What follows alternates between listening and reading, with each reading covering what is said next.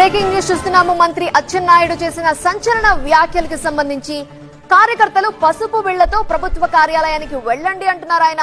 ఉద్యోగులు కూర్చివేసి టీ ఇచ్చి పనిచేస్తారు అన్నారు. మాట జవదాటితే అధికారులకు ఏం జరుగుతుందో తెలుసు అన్నారు. మనల్ని ఇబ్బంది పెట్టిన వారిని వదిలిపెట్టొద్దు అంటున్నారు అచ్చెన్నాయుడు. 5 సంవత్సరాల అవమానాలు పడ్డారు. నేను మాటిస్తున్నాను, రేపటి నుంచి అధికారులకు సమావేశం పెట్టి చెప్తాను. రేపటి నుంచి ప్రతి కార్యకర్త ఎస్ఐ దగ్గరికి వెళ్ళినా, ఎంఆర్ఓ దగ్గరికి వెళ్ళినా, ఎండిఓ దగ్గరికి వెళ్ళినా, ఏ ఆఫీస్కి వెళ్ళినా మీరు పసుపు బిళ్ళ పెట్టుకొని వెళ్ళండి.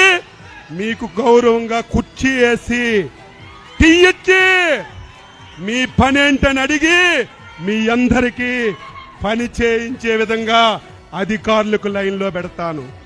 ఎవరైనా ఒకలో ఇద్దరు నా మాటకు జవదాడితే ఏమవుతారో వారికి నేను చెప్పవలసినటువంటి అవసరం లేదని చెప్పి తెలియజేస్తున్నాను.